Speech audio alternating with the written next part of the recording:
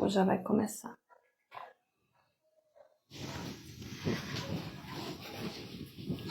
Não sei.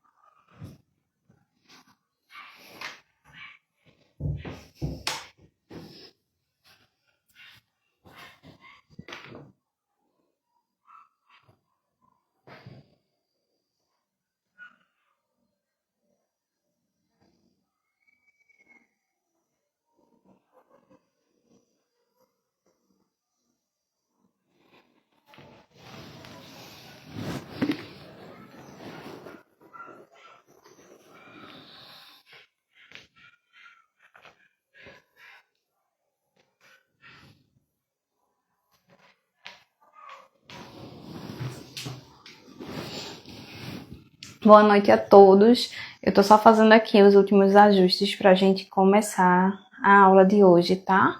A gente vai falar sobre proposições simples e compostas e sobre negação de proposições simples, tá certo?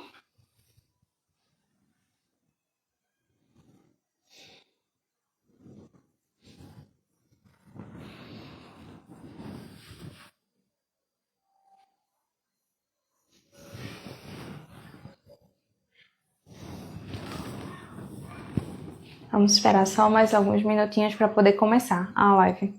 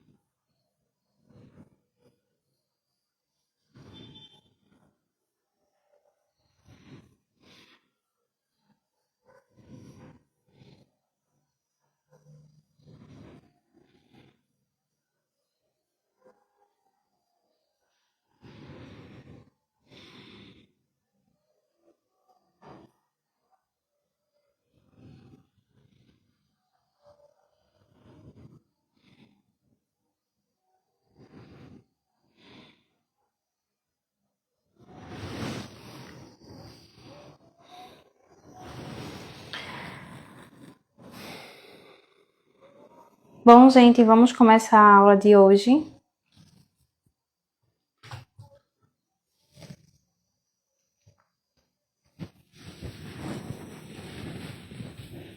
Boa noite, pessoal. Tudo bem com vocês? Na aula passada, a gente falou sobre a introdução à lógica argumentativa, não foi? Quando ela é uma sentença, quando ela é proposição, quando ela não é proposição. Tem exemplos de sentenças que não são proposições, que são as sentenças exclamativas, interrogativas, sentenças abertas, paradoxos, sentenças imperativas, né? E eu fiquei de corrigir um exercício com vocês hoje.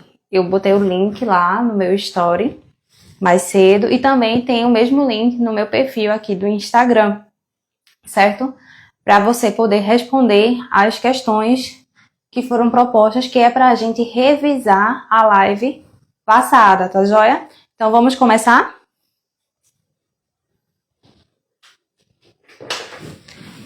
Na primeira sentença, na sentença A gente tem a frase: feche a porta, por favor. Então, o que é que a gente vai fazer? A gente vai analisar essas sentenças para dizer se elas são proposições ou não, tá bom? Então, feche a porta, por favor, é uma proposição? Não, porque ela é uma sentença imperativa.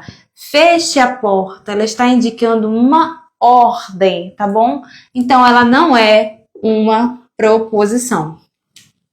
Na sentença B, 2 mais 3 é igual a 5. 2 mais 3 é igual a 5 é uma sentença matemática. Então, para a gente saber se ela é uma proposição ou não, se uma sentença é uma proposição ou não, a gente tem que achar o verbo. E onde é que está o verbo se aqui só tem números e símbolos? A gente viu que na aula passada o verbo está aqui no sinal de igualdade. Por quê? Quando a gente lê 2 mais 3 é igual a 5, ou seja, o verbo ser aqui está na igualdade. Portanto, a sentença B é sim uma proposição. Na letra C, nós temos x mais 2 é igual a 5. O verbo está aqui, é, mas ela não é uma proposição. Por quê? Porque ela contém uma variável, x. Nós não sabemos quem é x. E por conter uma variável, ela se torna o quê? Uma sentença aberta. Então, quando é que uma sentença ela é considerada aberta? Quando ela tem uma presença de um variável. Uma letra, como por exemplo, geralmente aparece na maioria das vezes, x e y. Ou em sentenças da língua portuguesa, aparecem os pronomes ele, ela, aquele, aquela, indicando uma variável, uma incerteza sobre aquela sentença, não tornando, então, uma proposição. Na sentença D temos: esta frase é falsa. E aí, pessoal? Nessa sentença, quando a gente fala esta frase é falsa, é a mesma coisa da gente estar dizendo que esta frase é uma mentira. Então, a gente recai sobre os paradoxos, sobre o paradoxo da mentira. Então, não é proposição, ok? Sentença E: você vai à festa hoje? A gente observa o quê? O sinal da interrogação. Quando é uma sentença interrogativa, também não é proposição. O triângulo tem 3 lados. Vamos lá analisar? O triângulo é o sujeito, tem é o verbo, 3 lados, o complemento. Está sendo uma sentença com sentido completa? Tá. Está me declarando algo? Eu consigo compreender o que a mensagem está passando? O triângulo tem 3 lados. Estou compreendendo bem o que essa informação está me dando. Então, ela é sim uma proposição. Ok? Sentença G. X é maior que 3. É uma proposição? Não. Por quê? Olha aqui, ó. X é maior que 3. é uma variável da mesma forma que esta sentença aqui, tornando ele uma sentença aberta, né? Então, não é proposição. Sentença H. Por que você fez isso? Uma pergunta. E como a gente já viu, perguntas, sentenças interrogativas não são proposições lógicas matemáticas. Eu sempre minto. Olha aí, mais uma vez, o paradoxo da mentira, tá ok? Não é proposição. Brasília é a capital do Brasil. Sujeito Brasília é verbo a capital do Brasil. Complemento. Uma frase com sentido completo, sem nenhuma variável, sem interrogação, sem exclamação e não emana ordem. Então, é uma proposição, sim, ok? Esses aqui são exemplos de proposições que a gente agora conseguiu julgá-las se são ou não, e quando elas não são, eu expliquei a vocês qual tipo de sentença elas são, tá? Também tem outras proposições que eu coloquei lá no documento para vocês. Eu vou pegar aqui para ler.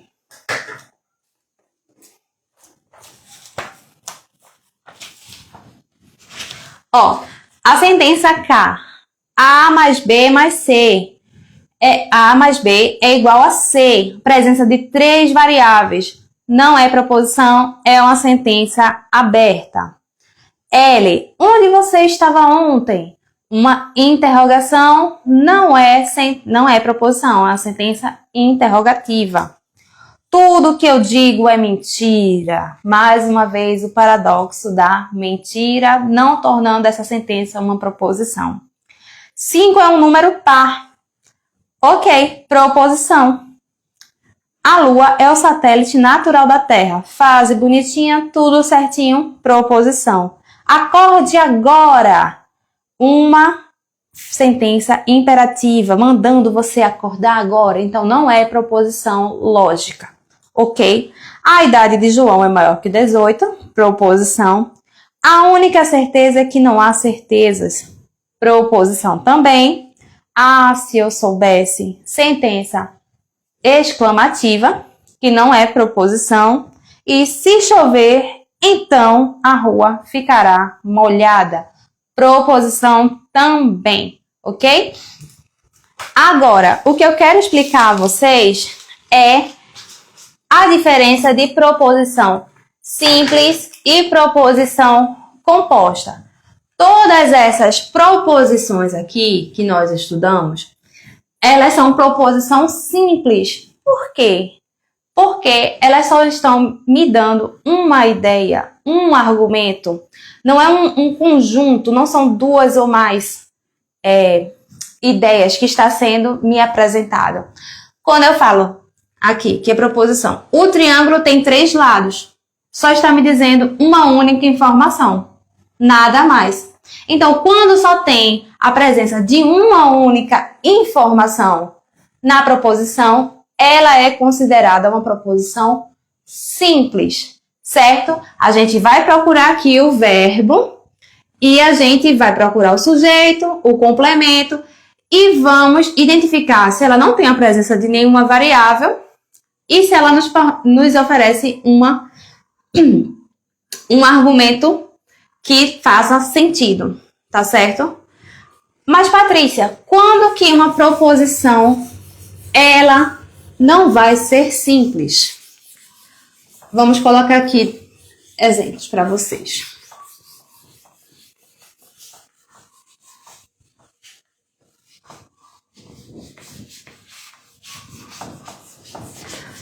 Vou colocar aqui para vocês. Exemplo. Maria fala inglês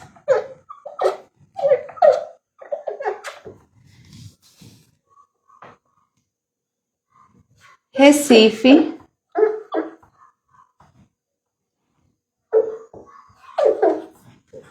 é uma capital. Nós temos aqui duas proposições. Maria fala inglês. Faltou aqui. Maria fala inglês.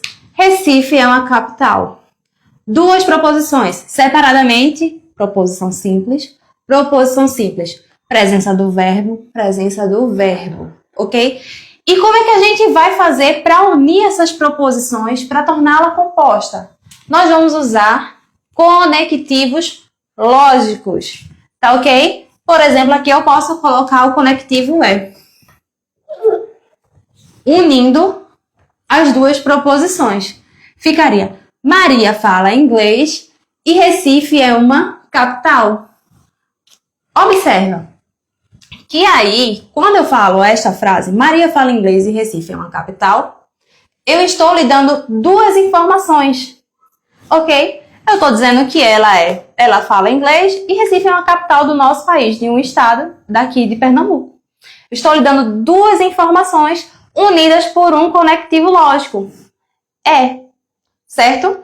Então, o que torna essa proposição aqui agora, uma proposição composta, é a presença do conectivo unindo duas ideias.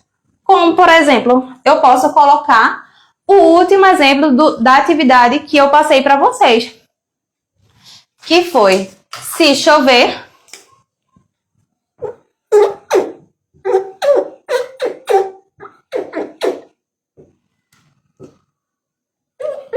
então a rua ficará molhada.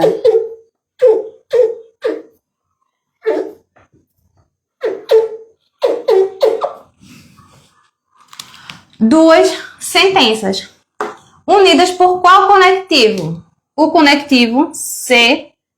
Então, chover é um verbo. Eu disse a vocês na aula passada que a presença do verbo na proposição é obrigatória. O sujeito e o complemento são dispensáveis. Chover apresenta sentido completo se chover. Você pergunta assim, você vai para a escola hoje? Vou, se não chover. Ou então você é assim, você não vai à escola hoje? Se chover, eu não vou. Então, se chover, apresenta sentido completo. A rua ficará molhada. Presença do verbo ficará. Então, proposição. A rua, sujeito, molhada, complemento. Então, o que é que está unindo essas duas sentenças, essas duas proposições? O conectivo lógico se, então. Ok? Essa condicionante aqui. Se chover, então a rua ficará molhada. Verbo chover e verbo ficará. Esse conectivo lógico aqui está unindo essas duas sentenças. Pode haver sentenças compostas por 3 proposições, 4, 5, pode haver união de diversas proposições, ok?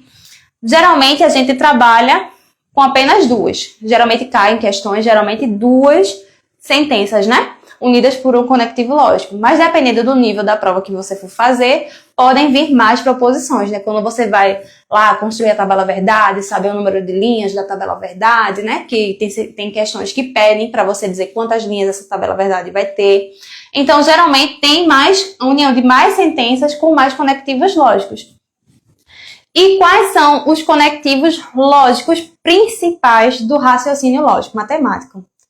São 4 e um operador lógico. O E, que é o I, né? Maria fala inglês e Recife é uma capital. Temos o ou, que também pode ser assim, Maria fala inglês ou Recife é uma capital. Temos o ou Maria fala inglês ou Recife é uma capital. Temos o se então, que a gente podia colocar aqui. Se Maria fala inglês, então Recife é uma capital. Temos o se somente se, que ele vai aqui no meio, todo no meio. Se somente se Maria fala inglês, se somente se Recife é uma capital. E temos o operador lógico não, que nega as proposições, ok? Eu vou destrinchar com vocês agora, fazer um resumozinho dos principais conectivos lógicos e do operador lógico não, tá certo?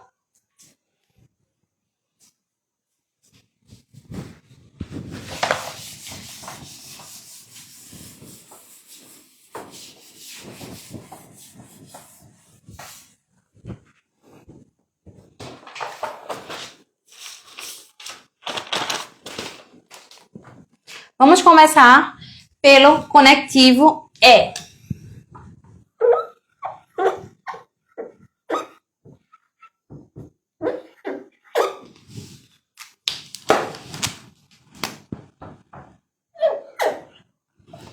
Conectivo é, nós também podemos chamar, também pode cair na sua questão, falando sobre conjunção.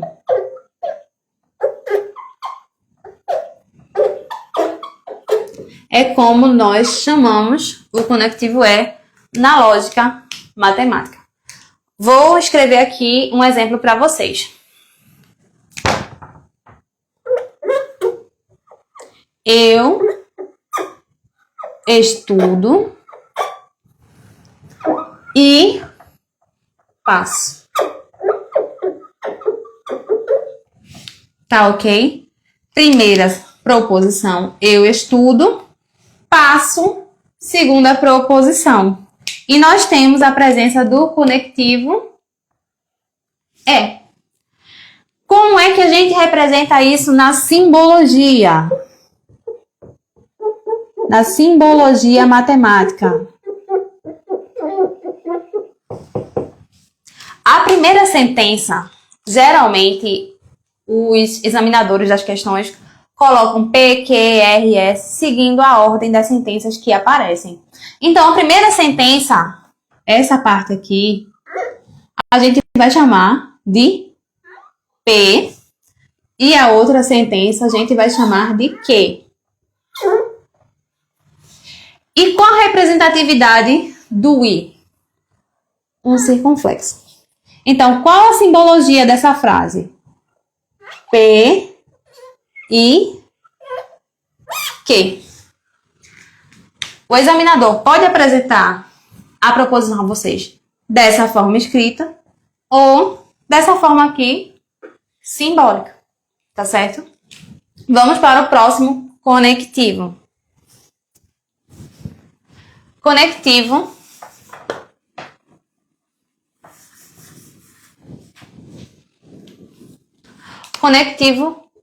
ou, como também podemos chamar ele de disjunção.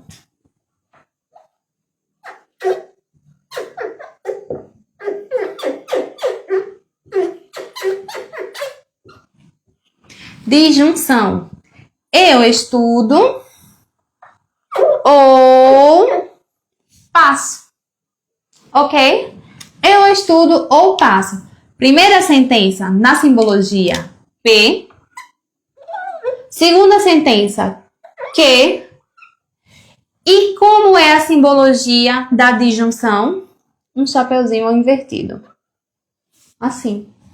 Então, na sua prova, pode aparecer uma sentença composta de disjunção apresentada dessa maneira. Tá ok? Tudo certinho por enquanto? Tem alguma dúvida?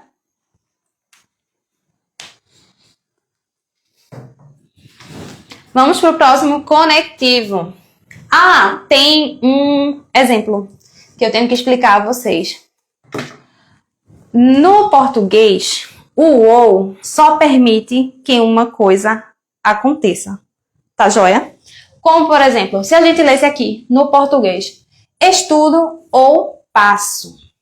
Quando a gente fala assim, na língua portuguesa, eu estudo ou passo, dá o sentido de que só uma coisa vai acontecer. Ou eu estudo, ou eu passo. Ou eu visto saia, ou eu visto calça. Certo? Mas não confunda o sentido da língua portuguesa com o sentido do raciocínio lógico matemático. Por quê? Porque o ou aqui, na matemática, apresenta 3 possibilidades. Eu posso estudar, eu posso passar, ou eu posso fazer os dois ao mesmo tempo. Certo? Então, entenda por que eu estou falando isso. Quando a gente for estudar a tabela verdade, saber quando a sentença é verdadeira ou falsa na relação da disjunção, a gente tem que ter isso em mente para poder compreender bem. Então, no raciocínio lógico matemático, o ou pode haver 3 possibilidades. Pode haver a possibilidade da primeira sentença ser verdadeira, pode haver a possibilidade da segunda também ser verdadeira, e pode acontecer os 2 casos ao mesmo tempo, tá certo? Mas, Patrícia, e quando é que o ou vai indicar uma possibilidade apenas? Quando é que ela vai ser restritiva? Quando é que essa sentença, essa proposição vai indicar um sinal de restrição? No conectivo ou. A lógica veio para trazer, né, nesse sentido de restrição, o conectivo ou. Aqui, ó.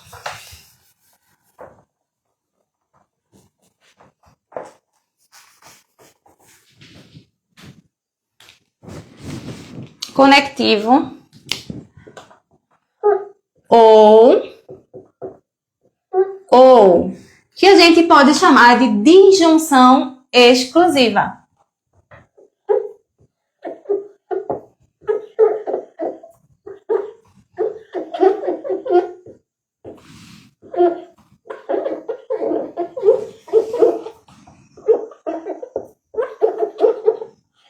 Porque ela exclui uma das possibilidades, só permitindo que um caso aconteça, certo? Então, como é que a gente localiza na frase? Vai vir um ou na frente, ou eu estudo, ou eu passo, entendeu? Então, dessa forma, a lógica exclui a outra possibilidade. Eu só posso fazer uma única coisa. Ou eu vou estudar, ou eu vou passar. E como é que é a simbologia do ou? É um Vzinho ao contrário, tá? Com um tracinho embaixo. É igual ao ou, só que tem esse adicional a mais. O Vzinho abaixo. Certo? Alguma dúvida de vocês? Eu tô olhando aqui pelo outro telefone a live.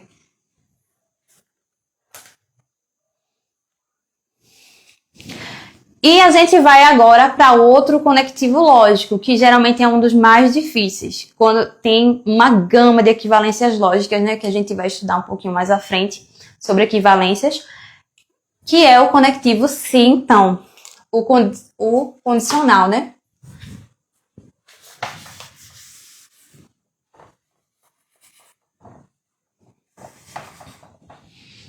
Conectivo se então, que a gente chama de condicional. Ele indica uma condição, certo? Ou também pode chamar de implicação, né? Pode implicar alguma coisa.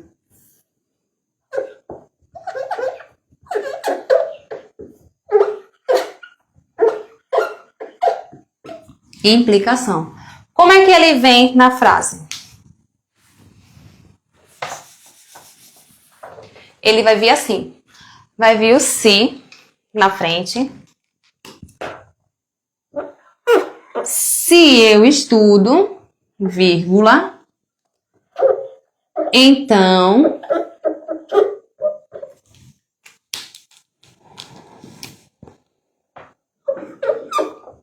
passo.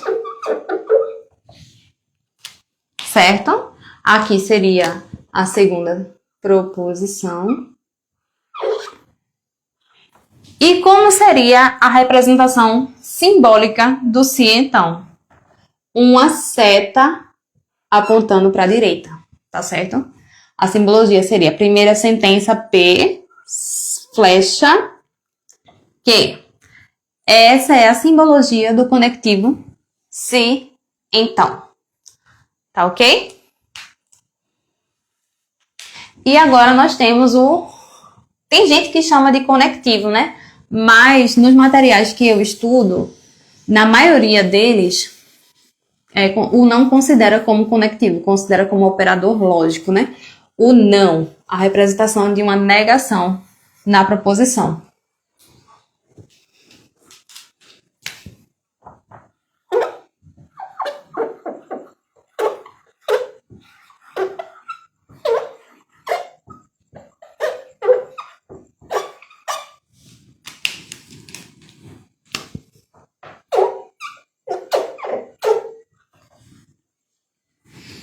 Operador lógico, não. Negação.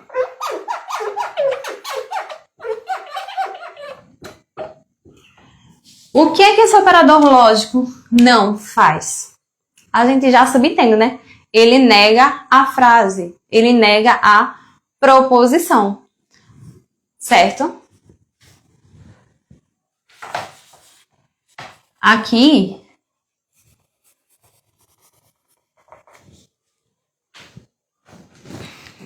eu poderia colocar não estudo, seria uma sentença, não passo.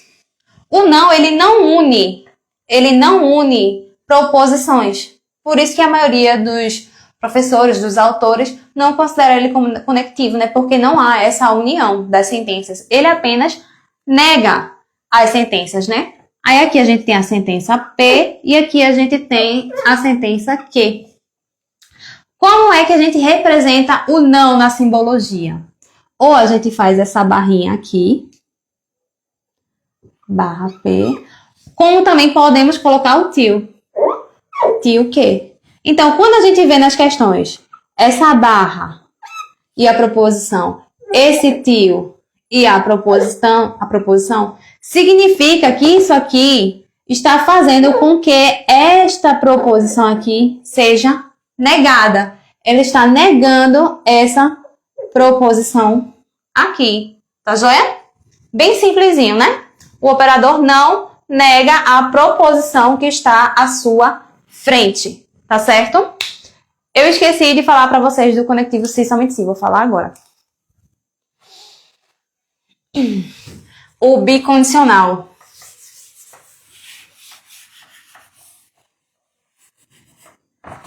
Deixa eu apagar aqui para ficar mais organizado.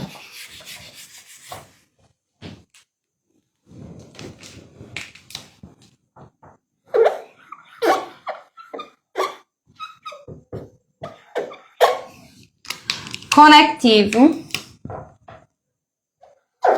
se somente se. Nós chamamos ele também de bicondicional.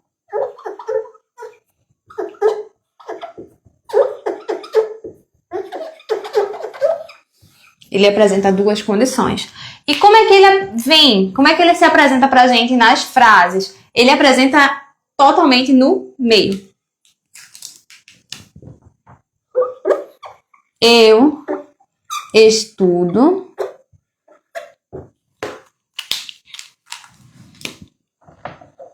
se, somente se, passo.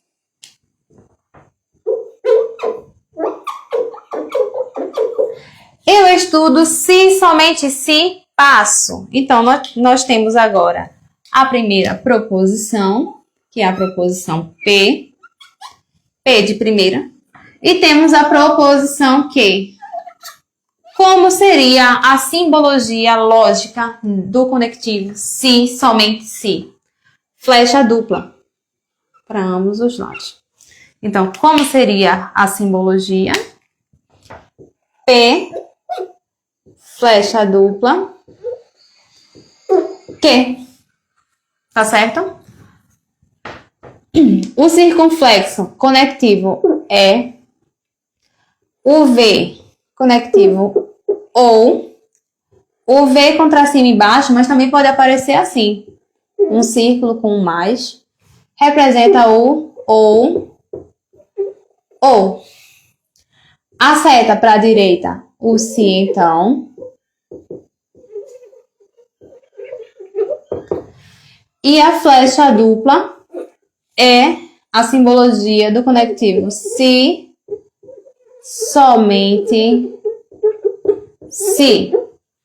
Como é que a gente chama esses conectivos?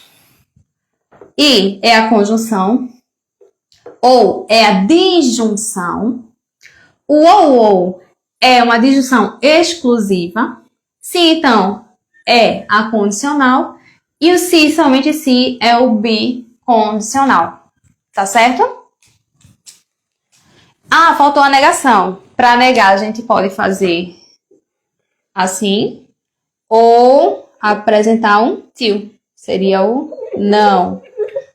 A negação. Tá certo? Então, agora a gente vai falar sobre... A gente vai estudar um pouco sobre como negar as proposições simples, né? A gente vai estudar um pouquinho como usar esse operador lógico aqui do não, tá joia?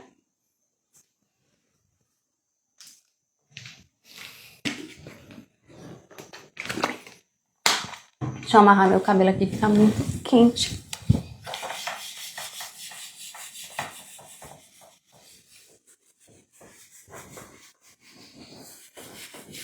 Só uma dica para vocês, né? Que em relação à diferenciação de proposições simples e compostas, a gente tem que olhar a presença, se na frase há a presença de conectivos lógicos e se nela há a presença de duas ideias. Se está me apresentando duas ideias, tá? Que o conectivo lógico vai unir as duas. Por quê? Tem gente que olha a quantidade de verbos de uma frase e isso está errado. Uma frase pode ter dois verbos e ser uma proposição simples. Vou dar um exemplo aqui para vocês antes de entrar no próximo assunto. Tem, por exemplo, assim. Eu acredito. Eu acredito que estou certo. Acredito que estou certo. A gente vai observar que aqui tem dois verbos. O verbo acreditar e o verbo estar. Verbo e verbo. Aí, com isso, muita gente vai pensar que é uma proposição composta, mas não é. Porque, vamos analisar bem. Eu acredito que estou certo. Eu não estou dizendo duas coisas. Eu estou afirmando que eu acredito que eu estou certo. Eu só estou dizendo uma única coisa, não são duas informações. Tá? Mas o que acontece nessa situação? Essa palavrinha aqui, ó, que ela anula o segundo verbo. Tá ok? A gente precisa entender isso para diferenciar que essa proposição aqui é uma proposição simples e também para a gente aprender a negar. Porque agora, quando a gente for negar a proposição simples, a gente vai negar o verbo. A gente não nega o sujeito, a gente não nega o complemento. A gente vai negar o verbo das proposições simples, tá? O complemento vai ser aqui, que estou certo. O verbo a gente vai negar. E o sujeito não vamos negar, ele vai permanecer igual, tá ok? Porque tem bancas que quando vão cobrar você negação de proposições simples, eles colocam aqui, não, eu acredito que estou certo. Aí tá, o não estaria negando o sujeito, está errado. Para fazer a negativa de proposições simples, a gente nega o primeiro verbo que aparece na sentença, tá certo? Então, como ficaria a negação dessa proposição aqui? A negação ficaria eu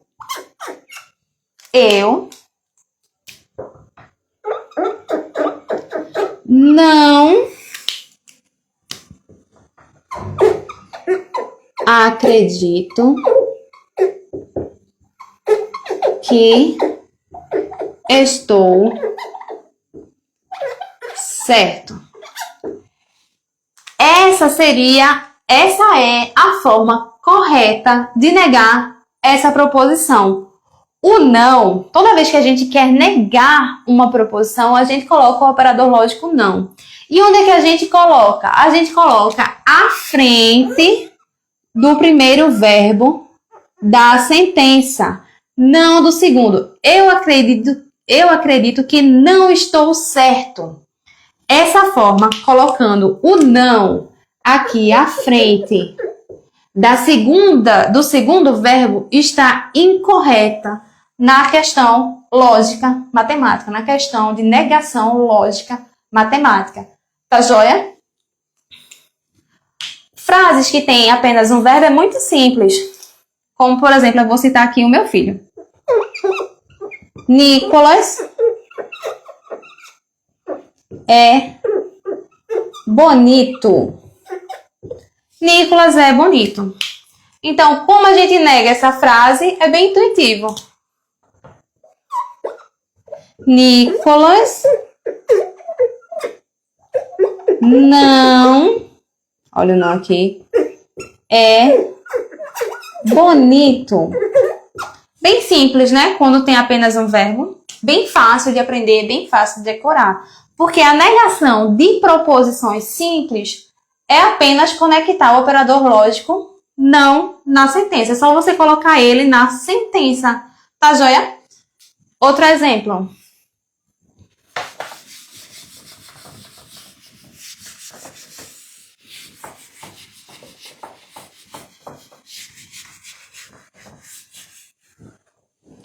Por exemplo, Barreiros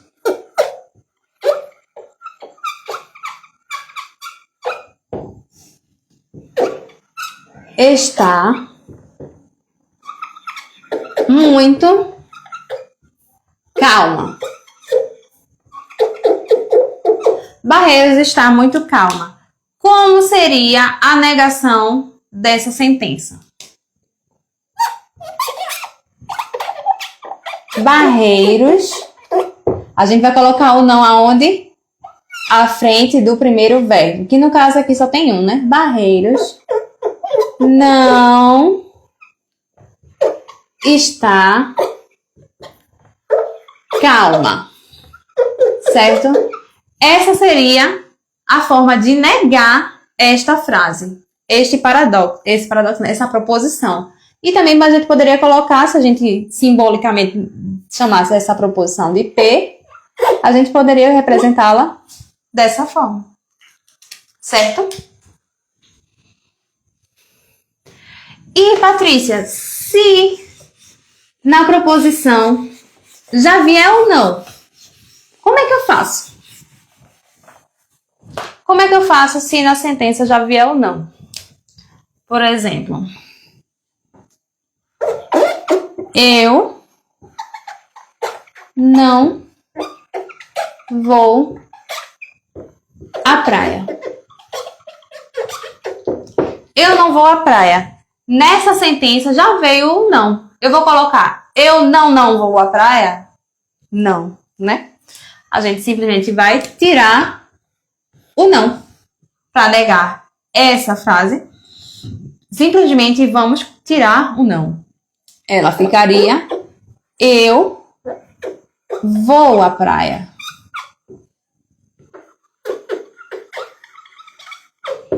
Enquanto essa seria simbolicamente assim, tio P, a negação dela seria a remoção do tio. Seria simplesmente P. Tá joia? Bem simples, bem fácil. Quando não vier o não, a gente adiciona o não na frente do primeiro verbo, na frente do verbo principal, tá? Quando ela tiver dois, quando ela não tiver, é só você colocar na frente do verbo, tá? E quando ela vier o não, quando na frase já vier o não, eu não vou à praia, a gente retira o operador lógico não e assim a gente está negando a frase. A negação de eu não vou à praia seria eu vou à praia, certo? Mas a gente tem que ter muito cuidado, porque negação lógica, negação no raciocínio lógico matemático, não é o mesmo que antônimo. O que é antônimo? O contrário, certo? Porque você pode se confundir. Como eu digo assim, por exemplo, eu sou bonita. Pode cair na sua prova aqui afirmando, perguntando se é certo ou errado, que a negação lógica de eu sou bonita seria eu sou feia. Tá, joia? E aqui não é feio, é o antônimo de bonito. Mas aqui não é a forma lógica correta de negar essa proposição. Então, no raciocínio lógico, antônimo não é negação. Como seria a negação? Adicionando o não antes do verbo. A negação lógica correta é eu não sou bonita. Tá certo? Não confundam. Para negar uma sentença no raciocínio lógico, não é colocando o antônimo, é colocando o operador lógico não antes do verbo.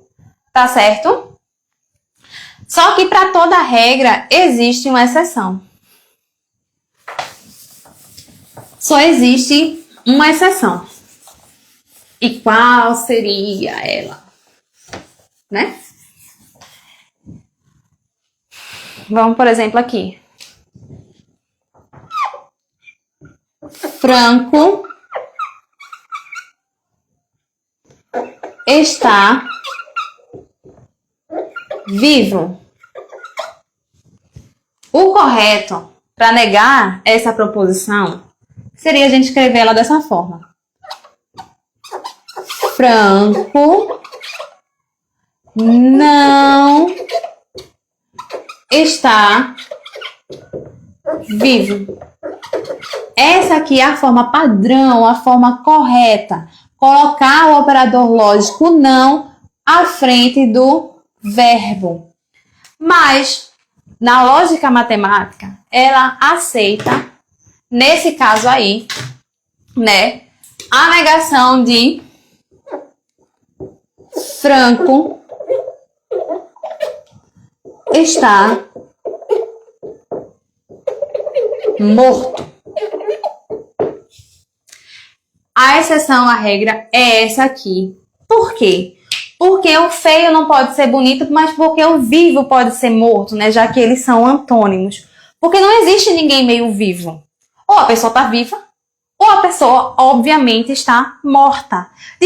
Diferentemente do bonito. Eu posso achar meu filho bonito, porque ele é meu filho. Você já pode não achar. Então, tem gente que pode achar mais ou menos. Então, deixa essa dúvida, deixa essa questão opinitiva das pessoas. E quando eu digo que ele está vivo, a única forma de ele não estar vivo é estando morto.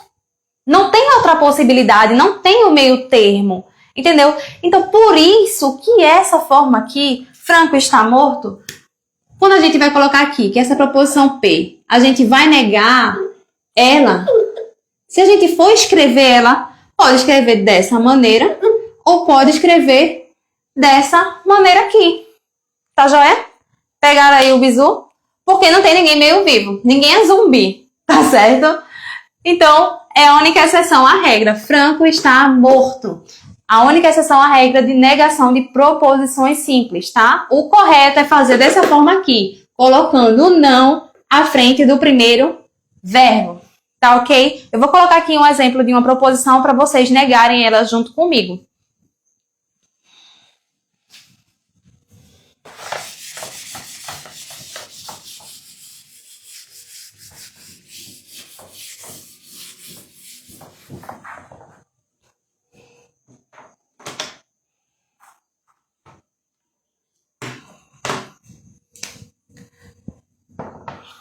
O tribunal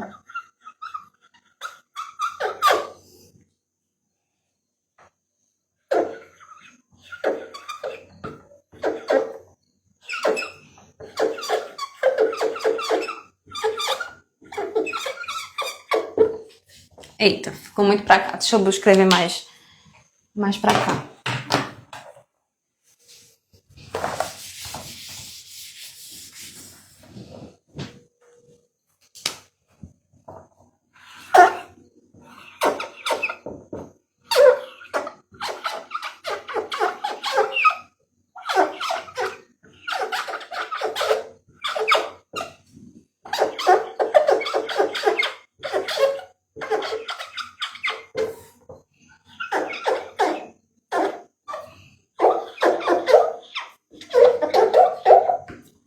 E aí, pessoal?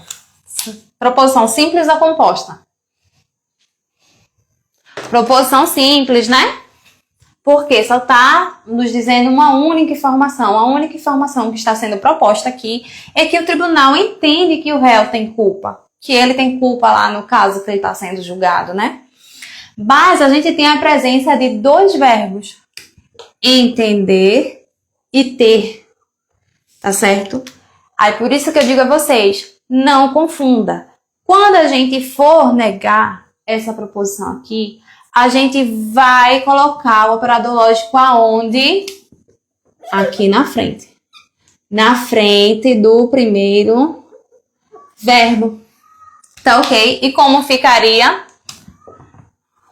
O tribunal não entende que o réu tem culpa, certo? O restante da frase aqui é o complemento. O verbo que a lógica foca é esse verbo principal aqui. E aqui é o sujeito, o tribunal. Tá certo? Fechou, gente?